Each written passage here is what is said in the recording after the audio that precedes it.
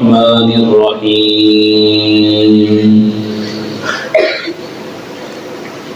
إنا نحن نزلنا الذكر وإنا له لحافظون صدق الله العظيم.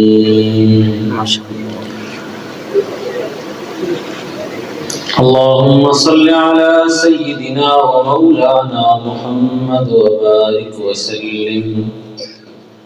اللهم صل على سيدنا ومولانا محمد وعلى آل سيدنا ومولانا محمد صلاة دائمة مقبولة تؤدي بها عنا حقه العظيم. اللهم صل على محمد في أفضل كلامنا. اللهم صل على محمد في أوسط كلامنا. اللهم صل على محمد في آخر كلامنا. نشكر اللهم صل على سيدنا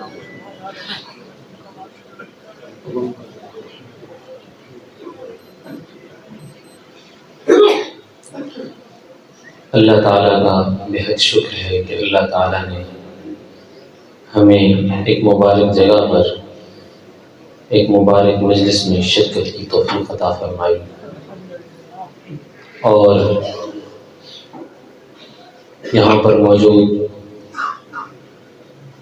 تمام علماء، بالخصوص میرے اسماعیل خان کی اور پورے پاکستان کی ایک بڑی شخصیت اور ایک بڑے خانوادے سے تعلق رکھنے والے استاد العلماء شیخ الحدیث مولانا محمد اشرف علی صاحب دامت برکاتہم العالیہ، اللہ ان کا سایہ ہمارے سروں پر تادیر سلامت رکھے.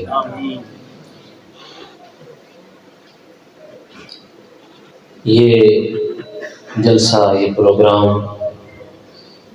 اس کے عنوان پیغام قرآن کے حوالے سے ہے.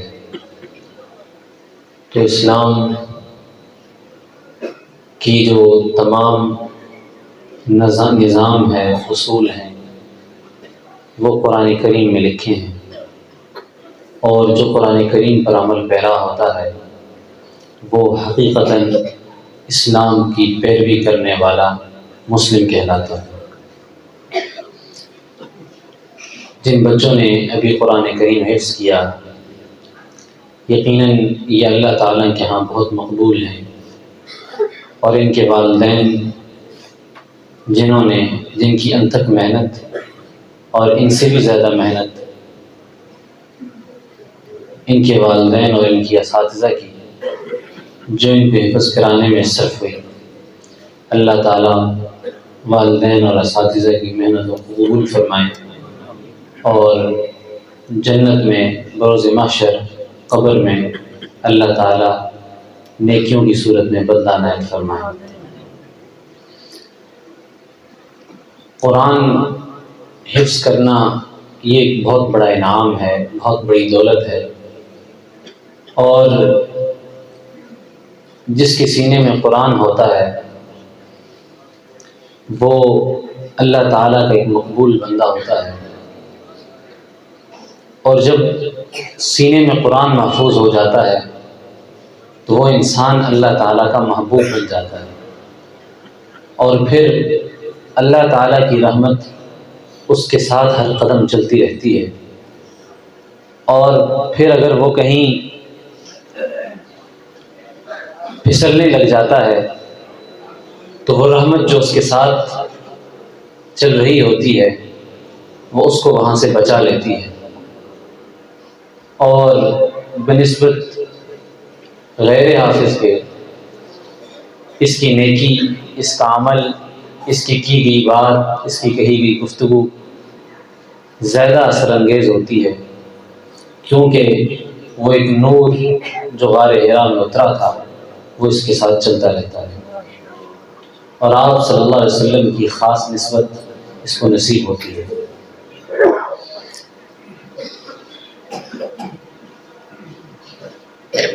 قرآن کریم جن بچوں نے حفظ کیا، ان سے چند باتیں کر کے آگے اپنا موضوع شروع کرتا ہوں کہ جب آج سے کچھ عرصہ قبل جب میں نے قرآن کریم حفظ کیا تو ایک تقریب جیسے آج یہاں پر ہے اسی طرح کی ایک تقریب ہوئی، اور میرے والد گرامی، میرے مربی، میرے محسن، انہوں نے یہ تقریب سجائی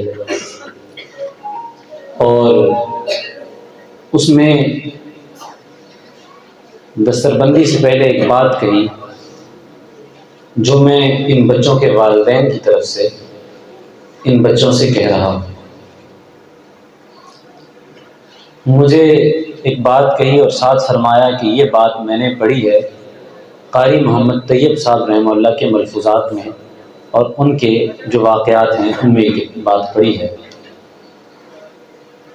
کہتے ہیں کہ مجھے میرے والد گرامی نے کہا کہ بتاؤ میرے مرنے کے بعد میرے لیے کتنا قرآن پڑھو۔ قاری محمد طیب صاحب یہ لکھتے ہیں کہ جب میرا قرآن کریم مکمل ہوا تو ایک دیوبند میں ایک بڑی شاندار مجلس سجائی گئی، پروگرام ہوا، اور عین وقت پہ موقع پر اختتام پر دستربندی سے پہلے مجھے میرے والد حضرت حافظ محمد احمد صاحب نے بلایا اور کہا کہ میرے مرنے کے بعد میرے لیے کتنے پارے پڑھو روزانہ۔ حضرت مولانا قاری محمد طیب صاحب کہتے ہیں کہ میں خاموش ہو گیا، میں نے کچھ نہ کہا۔ تو پھر آگے سے مجھے کہا کہ مجھے میرے والد نے حجت الاسلام حضرت مولانا قاسم نانوتوی رحمہ اللہ نے مجھ سے یہ پوچھا تھا کہ بتاؤ میرے مرنے کے بعد کتنے پارے پڑھو گے؟ تو انہوں نے مجھے کہا تھا، یا بلکہ خود میرا عمل تھا، کہ 3 پارے روزانہ پڑھنے ہیں اور اوابین کے نوافل میں پڑھنے ہیں۔ تو پھر کہا کہ جب جیسے میں یہ کام کرتا ہوں اسی طرح تم نے بھی میرے مرنے کے بعد روزانہ 3 پارے پڑھنے ہیں اور اوابین میں پڑھنے ہیں، کیونکہ قرآن تمہیں میں نے اپنے لیے حفظ کروایا ہے۔ کیونکہ مرنے کے بعد جس چیز کی ہمیں سب سے زیادہ ضرورت ہوتی ہے وہ ہے کہ ہمارا چھوڑا ہوا کوئی صدقہ جاریہ جو ہمیں قبر میں کام آتا رہے۔ اس ضمن میں ایک واسطے سے سنا ہوا واقعہ کہ ہمارے ہاں ایک صاحب تھے، فرماتے ہیں کہ میرے ایک دوست نے خواب دیکھا کہ ہمارے علاقے کے محلے کے ایک بزرگ ہیں، وہ قبرستان ہے اور سارے لوگ ایک جگہ ایک طرف بھاگ رہے ہیں، اور وہ بزرگ اپنی نشست پر بیٹھے ہیں، وہ چیز حاصل کرنے کے لیے بھاگ نہیں رہے۔ تو میں نے ان بزرگ سے پوچھا خواب میں کہ آپ کیوں نہیں حاصل کر رہے جا کر جو اور لوگ حاصل کر رہے ہیں بھاگ کر؟ تو انہوں نے فرمایا کہ میرا بیٹا ہے جو چلتے پھرتے اٹھتے بیٹھتے دکان میں ہوتا ہے، میرے لیے قرآن پڑھتا رہتا ہے، مجھے اب کسی سے لینے کی کوئی ضرورت نہیں ہوتی، مجھے خود ہی روز مل جاتا ہے۔ کہتے ہیں کہ کچھ عرصے بعد میں نے پھر اس بزرگ کو خواب میں دیکھا، وہ بھاگ رہے تھے۔ تو میں نے انہیں کہا کہ اب آپ کیوں بھاگ رہے ہیں؟ انہوں نے فرمایا میرا وہ بیٹا فوت ہو گیا۔ یہاں سے دیا گیا اثار ثواب والدین کو ضرور پہنچتا ہے، اور والدین بہت بڑے محسن ہیں، بہت بڑے احسان کرنے والے ہوتے ہیں۔ اگر کسی شخص کا دنیا میں کوئی ایسا چاہنے والا کہ جو اس کو اس سے بڑھ کر اپنے سے بڑھ کر دیکھنا چاہتا ہے تو وہ ہستی والد کی ہوتی ہے، ماں باپ کی ہوتی ہے، جو اپنے بیٹے کو اپنے آپ سے بڑھ کر دیکھنا چاہتے ہیں۔ تو والدین کا کم از کم یہ حق تو بنتا ہے کہ ان کی زندگی میں بھی ان کی خدمت کی جائے، اور مرنے کے بعد بھی جیسے اللہ تعالیٰ نے قرآن کریم میں فرمایا ہے رب ارحمہما کما ربیانی صغیرا، اور معافی والدین کا حق ہے کہ والدین کے مرنے کے بعد والدین کے لیے دعائے مغفرت انسان کرتا رہے۔ اللہ تعالیٰ نے اس کی مثال بھی قرآن کریم میں دی ہے۔ تو والدین کا بہت بڑا حق ہے تو میں ان بچوں سے، ان کے والدین کی طرف سے یہ گزارش کرتا ہوں، درخواست کرتا ہوں، اللہ تعالیٰ مجھے بھی توفیق دیں کہ اگر 3 پارے نہ ہو سکیں، مصروفیات کا دور ہے، ابابین میں نہ ہو سکیں، قاری طیب صاحب رحمہ اللہ کا معمول اس قدر تھا، پھر ان کی والد صاحب کی وفات کے بعد ضمن میں بات آ گئی کہ بالاکوٹ مانسیرا میں ایک پروگرام تھا، فرماتے ہیں کہ مغرب کے فوراً بعد حضرت قاری محمد طیب صاحب رحمہ اللہ کا بیان تھا، لیکن قاری محمد طیب صاحب رحمہ اللہ مسجد میں ابابین پڑھ رہے تھے، تو میزبان نے کہا کہ حضرت آپ کا مغرب کے فوراً بعد بیان ہے، کہا میرا تو آج تک معمول ہے، میں نے آج تک کبھی ناغہ نہیں کیا، پروگرام چھوڑ سکتا ہوں مگر میں 3 پارے نہیں چھوڑ سکتا۔ 3 پارے ابابین نے اپنے والد کے لیے پڑھے، پھر پروگرام میں بیان کیے گئے۔ تو یہ معمول رکھنا چاہیے۔ تو ان بچوں کی سے میں ان کے والدین کی طرف سے دوبارہ یہ درخواست کرتا ہوں کہ جس قدر اہتمام ہو سکے، اگر ہم اپنے والدین کو بدلہ دینا چاہتے ہیں، کوئی جزا دینا چاہتے ہیں، تو ہمارا یہ حق ہے، والدین کا ہم پر حق ہے کہ ہم انہیں کم از کم ان کی زندگی میں ان کی خدمت، زندگی میں ان کی دعا، اور مرنے کے بعد ان کے لیے قرآن کریم کا اہتمام کریں۔ اس سے والدین کی روح خوش ہوتی ہے اور اللہ تعالیٰ بھی انسان سے خوش ہوتا ہے۔ قرآن کریم جب سینے میں آ جائے تو پھر قرآن کریم کی حیا لازم ہو جاتی ہے۔ قرآن کریم اللہ تعالیٰ جب دیتے ہیں کسی بندے کو تو پوری کائنات میں اللہ تعالیٰ سینوں کو دیکھتے ہیں، پھر سینوں میں سے کچھ سینوں کا انتخاب کرتے ہیں، اور پھر ان سینوں میں اپنے اس قرآن کریم کے یاد کو منتخب کرتے ہیں کہ میرے یہ سینے قرآن کریم کو یاد کریں۔ اللہ یجتبی الیہ من یشاء، اللہ تعالیٰ جس کو چاہتے ہیں اپنی طرف چن لیتے ہیں۔ یعنی ہم اللہ کی چاہت پر تھے، اللہ نے ہمیں پوری کائنات میں دیکھا، ہمیں مسلمان بنایا، ہمیں چاہا، اور ہمارے سینوں میں قرآن کریم کی دولت کو منتقل کیا۔ یہ اللہ تعالیٰ کا ایک احسان ہے ہم پر، حفاظ پر، کہ اللہ تعالیٰ نے آپ کو پوری کائنات میں منتخب کیا اور آپ کے سینے میں قرآن کریم کو منتقل کیا۔ آپ ممتاز ہیں باقی لوگوں سے، آپ جدا ہیں ان سے، اب آپ کو یہ دولت ملی ہے۔ اب جب اس دولت کی ناقدری ہوگی تو پھر انجام بھی برا ہوگا، عذاب بھی دگنا ہوگا۔ یضاعف لها العذاب ضعفین، جتنا درجہ ہوتا ہے، اگر نیکی کا ثواب دگنا ملتا ہے تو پھر گناہ کا عذاب بھی دگنا ملتا ہے۔ قرآن جب سینے میں آ گیا تو اب حیا لازم ہے۔ اگر بالفرض اس قرآن کی ناقدری ہو گئی تو یہ قرآن ایک حدیث پاک کا مفہوم ہے، ترجمہ حضرت مولانا احمد علی لاہوری رحمہ اللہ نے نقل کی ہے، شیخ عبداللہ بہلوی رحمہ اللہ نے بھی، کہ جو شخص قرآن پاک حفظ کرے یا دین کا علم حاصل کرے اور پھر دین پر عمل نہ کرے تو اس کو دنیا میں 3 سزائیں ملتی ہیں۔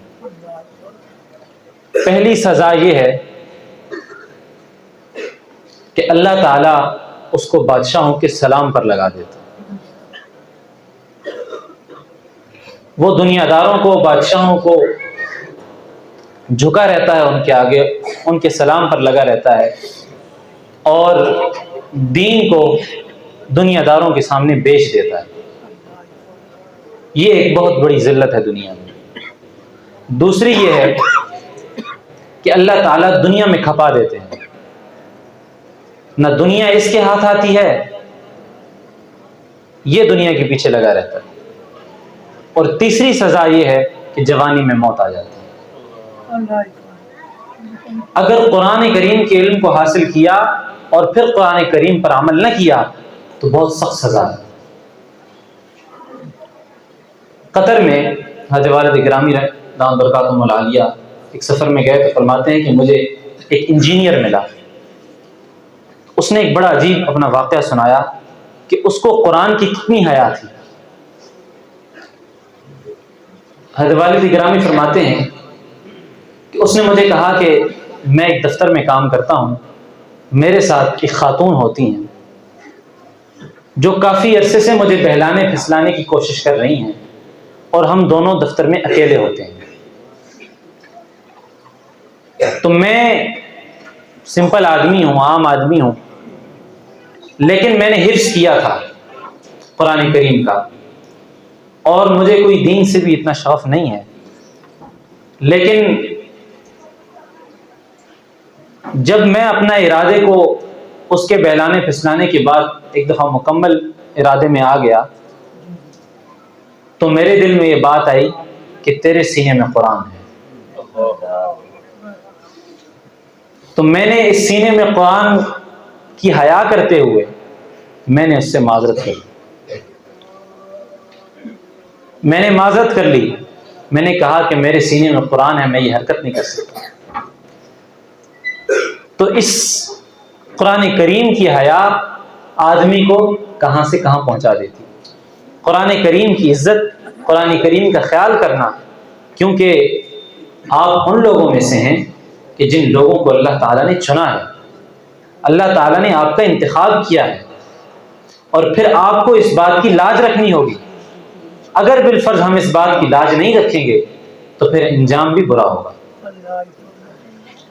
اور اس کے بعد قرآن کریم کی علم حاصل کرنے کے بعد پھر اس پر عمل پیرا ہونے کی کوشش یہ ضروری ہے۔ دین کے ساتھ وابستہ رہنا، دین کے ساتھ جڑے رہنا، یہ ایک لازمی عمل ہے، یہ ایک لازمی جزو ہے۔ اگر علم حاصل کیا اور علم پر عمل نہ کیا تو اس علم کا تو کوئی فائدہ نہیں، بلکہ نقصان ہے کہ اللہ تعالیٰ کے ہاں جواب ڈبل کر کے دینا پڑے کہ تم نے تو علم بھی حاصل کیا، تمہیں تو پتہ بھی تھا، لیکن پھر بھی تمہیں ناقدری کی۔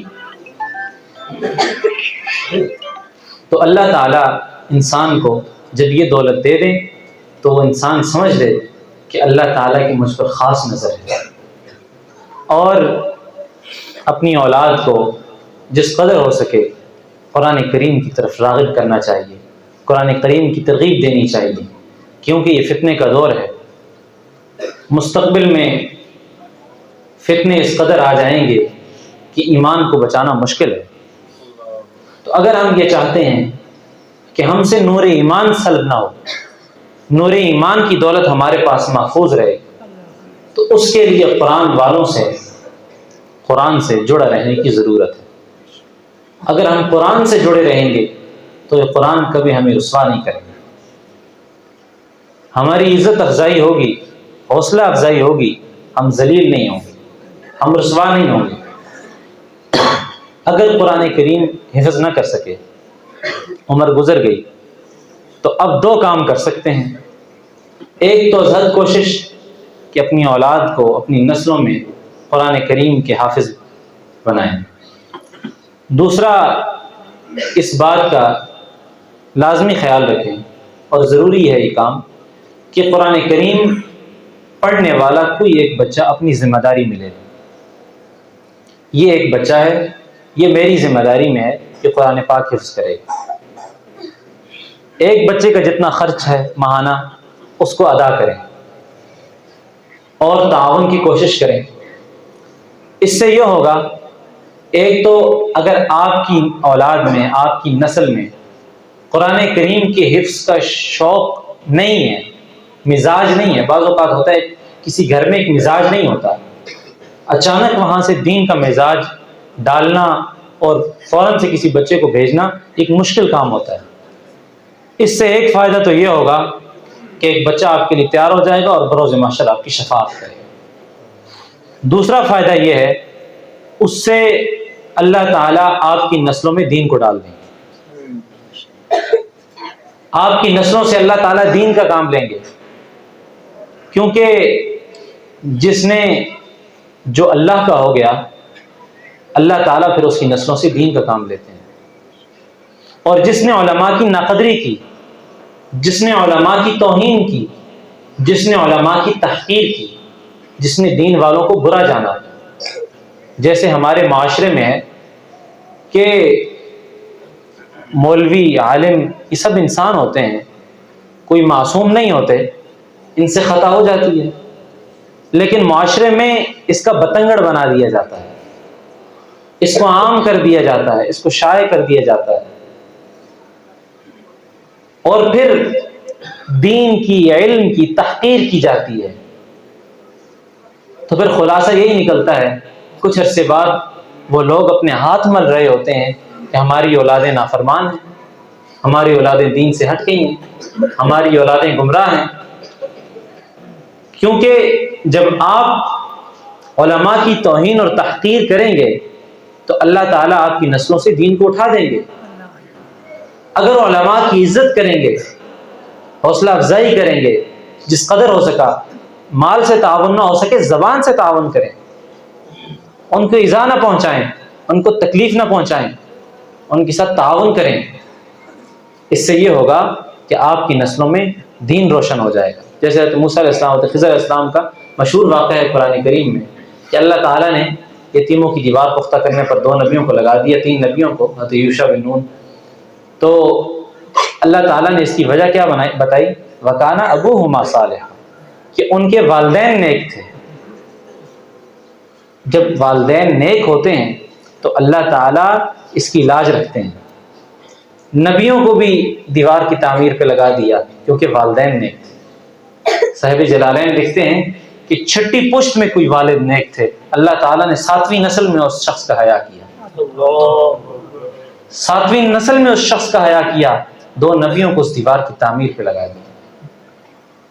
تو جب قرآن کریم کے بن جائیں گے، قرآن کریم والوں کے بن جائیں گے، تو اللہ آپ کے بن جائیں گے. اللہ آپ کی نسلوں میں دین کو پھیلا دیں گے، عام کر دیں گے، اور پھر یہ دین آپ کے لیے رحمت بن جائے گا. بروز محشر آپ کو جنت میں لے جانے والے، شفاعت کرنے والے کبھی ادھر سے آئیں گے، کبھی ادھر سے آئیں گے. اور کبھی خوشی کا لمحہ، سب سے زیادہ خوشی کا لمحہ یہ ہے، اللہ تعالیٰ قرآن کریم میں فرماتے ہیں کہ وَالْحَقْنَا بِهِمْ ذُرِّيَّتَهُمْ وَمَا أَلَتْنَاهُمْ مِنْ عَمَلِهِمْ مِنْ شَيْءٍ، کہ ہم جنت میں اگر بیٹے کا درجہ کم ہے اور باپ کا درجہ زیادہ ہے تو ہم باپ کی خواہش پر بیٹے کو باپ سے ملا دیں گے، اور وَمَا أَلَتْنَاهُمْ مِنْ عَمَلِهِمْ مِنْ شَيْءٍ، اور بیٹے کے اعمال میں بھی کچھ کمی نہیں کریں گے. تو اسی طرح اگر بیٹا بھی نیک ہے تو باپ کو بھی بیٹے کے صدقے جنت مل جائے گی، کیونکہ بیٹے کی بھی خواہش ہوگی کہ میرا باپ میرے ساتھ جائے. تو دین کو عام کرنا چاہیے، دین کو پھیلانا چاہیے. تو دین والوں کی خدمت سے نسلوں میں دین آتا ہے، اور دین والوں کی تحقیر سے دین رخصت ہو جاتا ہے. تو قرآن کریم کا حیا یہ ہم سب کے لیے لازم ہے، ہم سب کے لیے ضروری ہے. قرآن کریم کی عزت جس قدر ہو سکے ہمیں کرنی چاہیے، قرآن کریم کی قدر جس قدر ہو سکے ہمیں کرنی چاہیے، خواہ تعاون سے ہو، مالی ہو، جس قدر ہو ممکن کوشش ہونی چاہیے کہ کرنی چاہیے. دوسرا، اصلاحی معاشرے کے حوالے سے ہمارے معاشرے میں جو گناہ ہیں آج کل ان سے بھی ہمیں بچنا چاہیے اور اپنی اصلاح کی کوشش کرنی چاہیے. ذکر فکر کی طرف کوشش کرنی چاہیے، کیونکہ ذکر سے دل کے اندر جو قساوت ہوتی ہے، جو سختی ہوتی ہے، جو صلہ رحمی ختم ہو جاتی ہے، انسان کے اندر سخت پن آ جاتا ہے، وہ ختم ہو جاتی ہے. ایک ضروری بات عرض کر کے بات کا اختتام کرتا ہوں کہ بعض لوگ یہ کہتے ہیں کہ ہماری نسلوں میں دین نہیں ہے، نسلوں سے دین رخصت ہو چکا ہے. اس کی وجہ کیا ہوتی ہے؟ ایک وجہ جس پر ہماری نظر بہت کم ہے وہ یہ ہے حرام لقمہ. جب اولاد کے منہ میں حرام لقمہ جاتا ہے تو پھر وہ اولاد حافظ عالم نہیں بنتی. 1000 کوشش ہو جائے ان کے دماغ میں، ان کے ذہن میں دین کی بات نہیں آتی اور دین کی طرف میلان نہیں ہوتا. 1000 کوشش کر لیں اپنا بھی دین کی طرف میلان نہیں ہوتا. اس کی وجہ حرام لقمہ ہوتا ہے. اب حرام لقمہ ضروری نہیں ہے کہ صرف سود ہو، حرام لقمہ ضروری نہیں ہے کہ کسی کا مال غصب کیا ہو، حرام لقمہ ضروری نہیں ہے کہ مال ڈاکا ہو، چوری کا ہو. حرام لقمہ جس کا ہمیں احساس نہیں ہوتا وہ وراثت میں بیٹیوں، ماؤں، بہنوں کا حق کھانا ہو. بعض اوقات کسی نسل میں ایک بدبختی چلی آ رہی ہوتی ہے، اللہ بچائے. اس کی سبب، اس کی وجہ وہ حرام لقمہ ہوتا ہے جو نسل در نسل چلا آ رہا ہوتا ہے. ایک باپ نے اپنی بیٹی کا، ایک بھائی نے اپنی بہن کا حق مارا، بہن بھی گئی، چلی گئی، ادھر ادھر ہو گئی، وہ فوت ہو گئی، مر کھپ گئے سارے.